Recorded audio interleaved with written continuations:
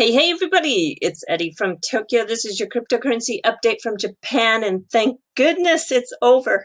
I'm talking about the Bitcoin Miami 2021. I don't think I could take another day of it. Day two even got weirder than day one. Here we have Max Kaiser. Bizarre behavior. The whole entire two-day event.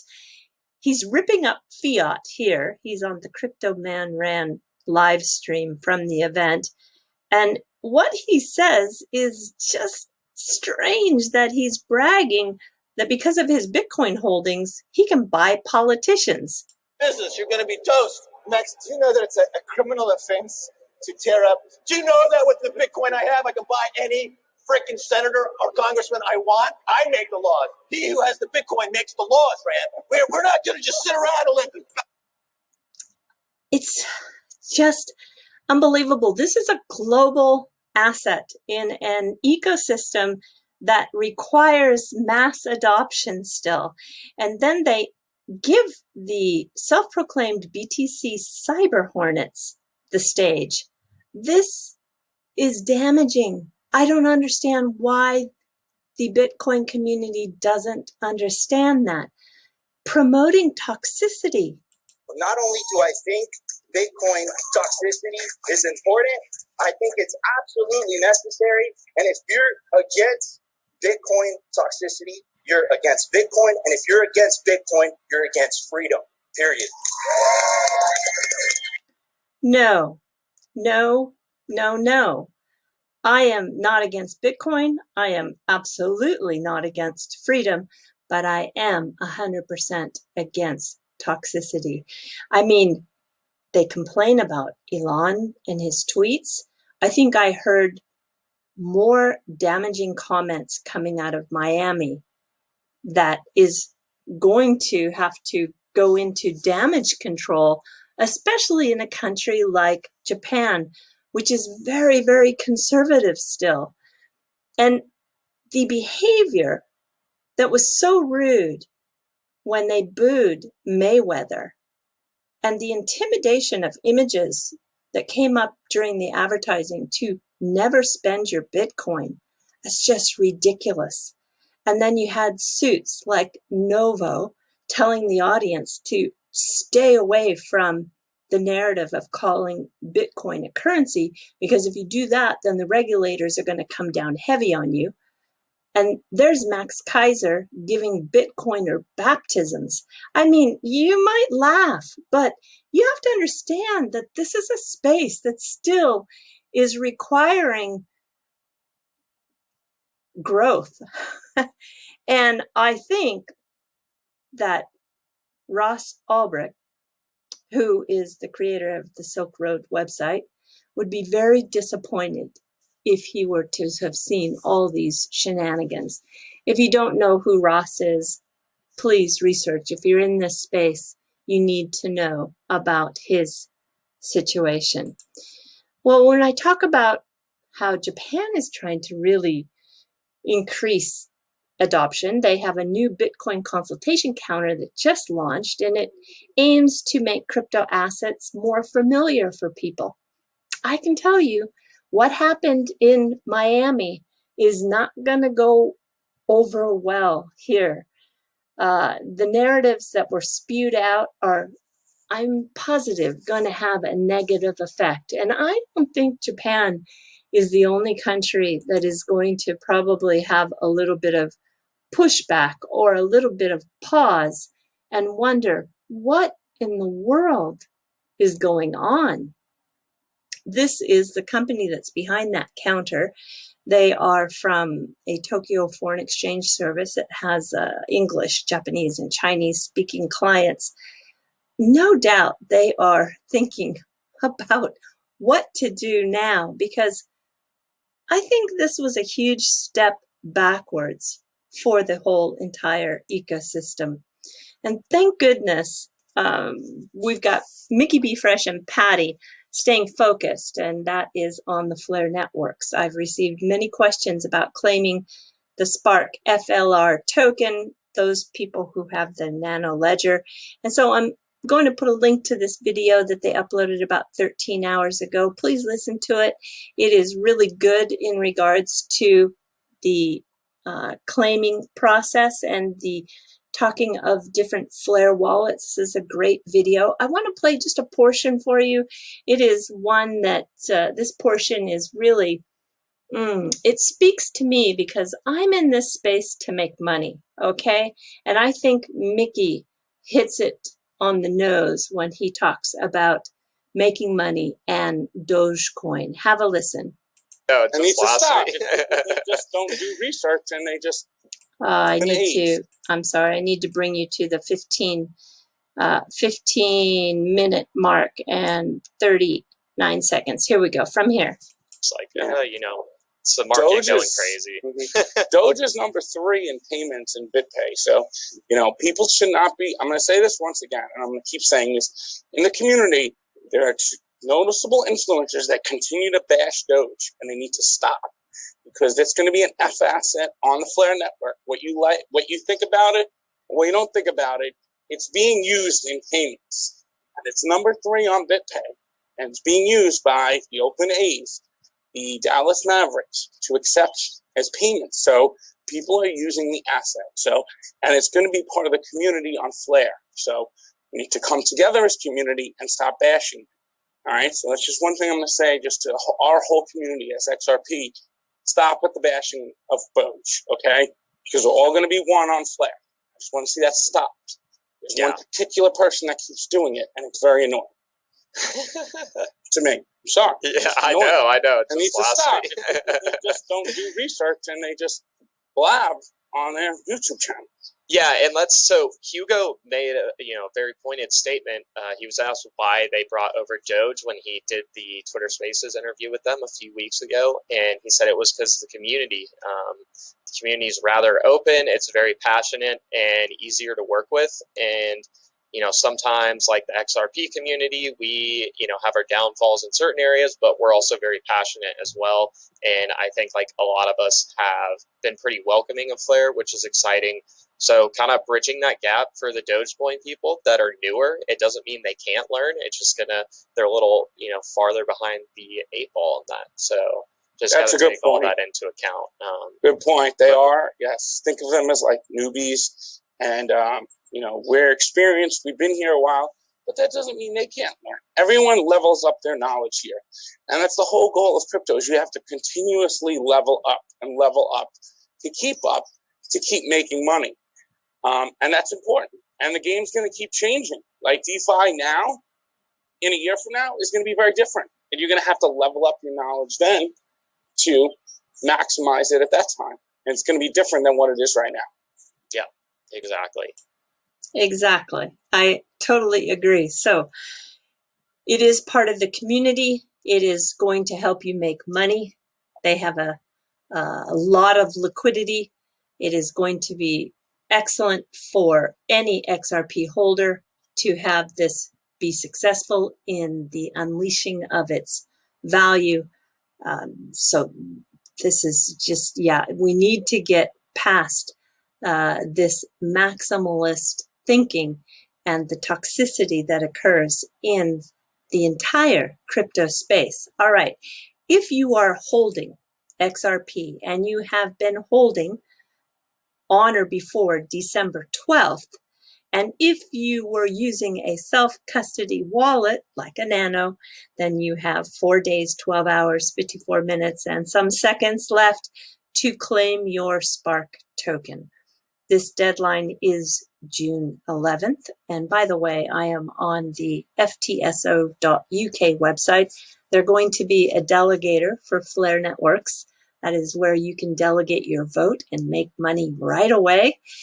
This is also a wonderful website. You should use it as your resource, as well as the @Flare community on Twitter. They've made this excellent graphic that you can double check and reference again. It is covering the fact that if the exchange that you had your XRP on was a supporting exchange and they supported that Flare network airdrop, then they will claim on your behalf, okay?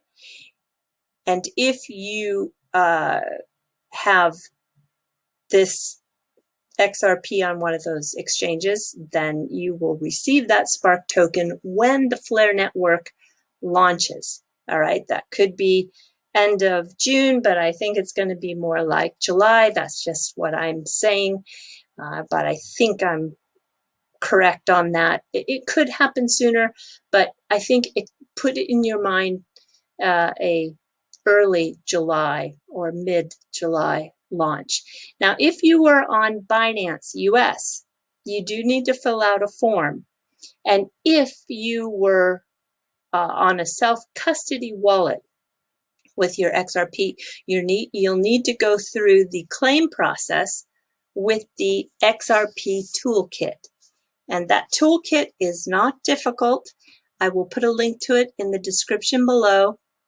And also, too, if you have XRP on the XRPL account, which actually I do have some, and if you're a sum user, well, then there is something that Weetza Wind built. He has some disclaimers. Don't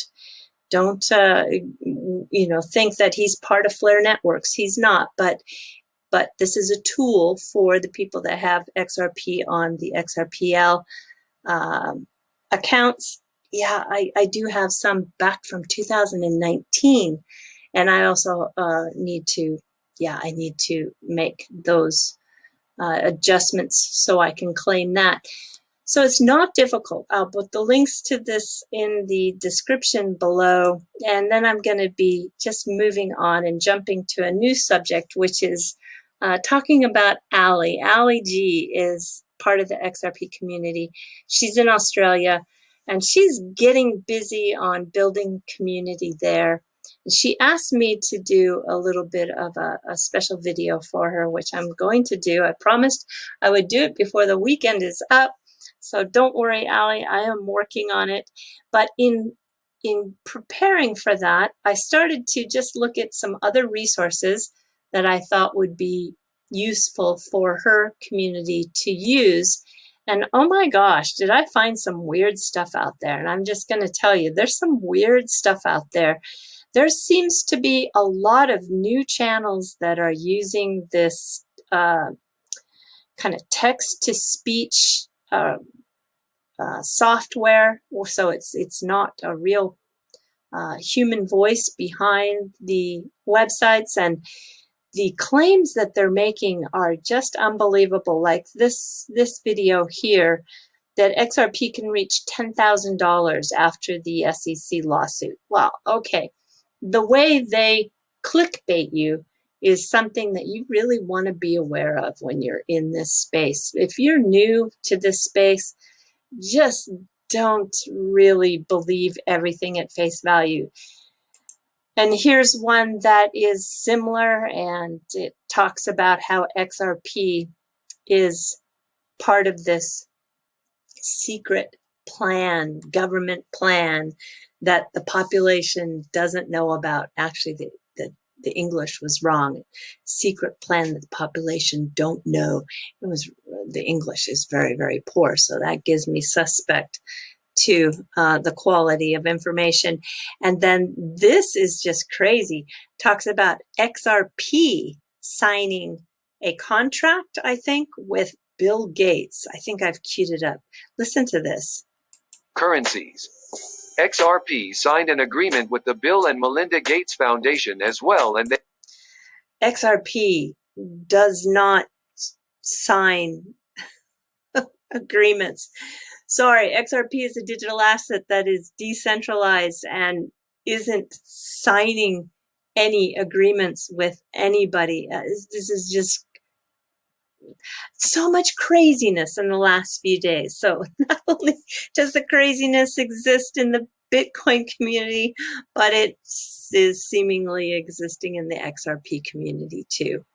All right, everybody, let's just get to the fluff. All right, I've had enough of this craziness.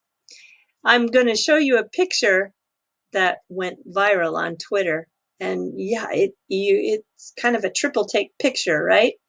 This is a Japanese suro. This is a kind of an antelope. I almost said elephant. It's a kind of antelope that is found in the woodlands in Japan. It's very speedy, has very good agility. It's good on its feet because it often is in mountainous areas. And it's currently seen as a national symbol of Japan. These antelope sometimes hang out in small groups, but most often they're a solitary animal. They can live to be 20 or 25 years old, similar to a horse.